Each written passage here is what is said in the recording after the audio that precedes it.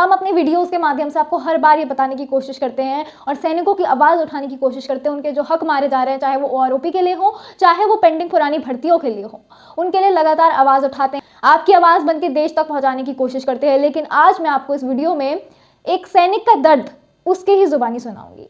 तो मेरी बात रखने से पहले मैं आपको ये वीडियो दिखाना चाहती हूँ। टिकट्स फ्री मिलते हैं, वहीं एक सैनिक को ड्यूटी में जाने तक का किराया अपने जेब से भरना पड़ता है। एक सांसद को फर्नीचर के लिए 1 लाख रुपए मिलते हैं, वहीं एक सैनिक भी कुर्सी अपने जेब से पैसे देकर के खरीदता है। क्रिकेट बैट से क्रिकेट खेलकर देश का नाम रोशन करने वालों को करोड़ों रुपया मिलता है, वहीं जान से खेलकर देश के सरहदों को बचाने वाले को कुछ भी नहीं। जवान और किसान दोनों के साथ जो शोषण दोनों का हो रहा है, इन्हीं किसानों के परिवारों के बच्चे हमारी फौज में जवान बनते हैं और दोनों की जो स्थिति है आपको जंतर मंतर पे भी दिख रही है, सड़कों पर दिख रही है, दिल्ली की सीमाओं पर दिख रही है। सबको एक साल में 1.5 लाख कॉल फ्री मिलती है, वहीं अपने परिवार से मीलों दूर रहने वाले फौजी को रिचार्ज भी पैसे दे करके कराना पड़ता है। एक सांसद जिसके पास पहले से ही दर्जनों फॉर्च्यूनर है, उसको 4 लाख तक का इंटरेस्ट फ्री कार लोन मिलता है। वहीं एक फौजी जिसको अपना घर बनाना होता है, उसको इंटरेस्ट 12.5% का गवर्नमेंट देती है।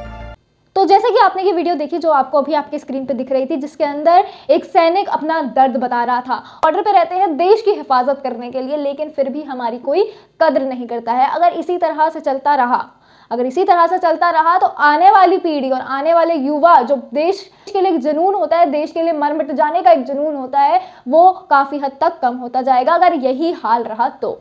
इसी के साथ वो ये भी बताते हैं कि कोई भी MP, MLA, CM, इन लोगों के पास पहले से इतनी गाड़ियां होती हैं और फिर भी उन्हें कार लोन इतने सस्ते रेट ऑफ इंटरेस्ट पे मिलता है। लेकिन यहीं पर एक सैनिक को अपना घर बनाना पड़े तो उसको नॉर्मल रेट ऑफ इंटरेस्ट पे ही जो है 12.5% का, उस पे उनको लोन मिलता है। तो हमारा सैनिक जो अपने आप को कुर्बान कर देता है, अपने घर से दूर रहता है, परिवार वालों से दूर रहता है, वो भी खाली हमारे देश की हिफाजत करने के लिए, ताकि आप सब लोग भवन में सुरक्षित रहें। सिर्फ इसलिए वो देश की सरहदों पे खड़ा रहता है, वहां पर ड्यूटी करता रहता है, अपनी जान तक की परवाह नहीं करता है एक सैनिक। लेकिन यहाँ पर हमारे सैनिकों के ही हक मारे जा रहे हैं, उन्हीं को परेशान किया जा रहा है। और आज तो मैंने उनका दुख उन्हीं की जुबानी आपको सुनाया और दिखाया इस वीडियो के माध्यम से।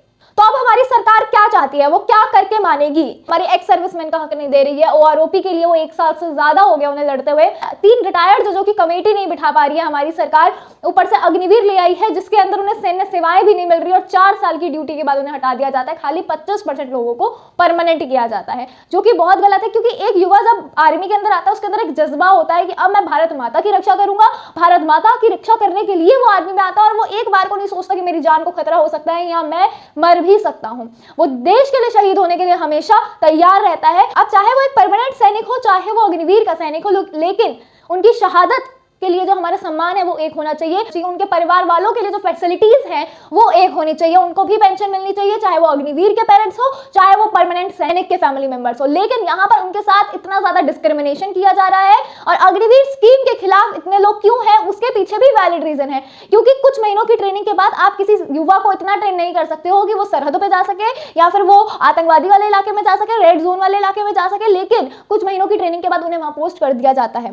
4 साल की सर्विस के बाद उनको वहां से रिटायर्ड कर दिया जाता है। खाली 25% को आगे परमानेंट किया जाता है और बाकी 75% को रिटायर कर दिया जाता है। रिटायर के दौरान उनको 12 लाख रुपए दिए जाते हैं। लेकिन यहाँ बात चंद पैसों की नहीं है, एक भाव भी होता है। जो युवा ये सोच के आता है कि मैं देश की रक्षा करूंगा, भारत माता की रक्षा करूंगा, तो सवाल यही उठता है कि अब उसका होगा कि क्योंकि उसको पेंशन भी नहीं मिलेगी, उसके परिवार वालों को भी पेंशन नहीं मिलती है और उन्हें सैन्य सेवाएं भी नहीं मिलती है पूरी तरह से। तो अब वो करेंगे क्या? तो क्या ये गलत नहीं है? आप मुझे कमेंट सेक्शन में जरूर बताइएगा कि क्या ये गलत है या नहीं। आप क्या सोच रहे हैं, आप कैसे देख रहे हैं इस पूरे मामले को? तो आप मुझे कमेंट सेक्शन में अपनी राय जरूर बताइएगा। मैं हूं आपके साथ दैना शर्मा, फिर से मिलूंगी एक नई वीडियो के साथ। तब तक के लिए बने रहिए मेरे साथ। जय हिंद, जय भारत।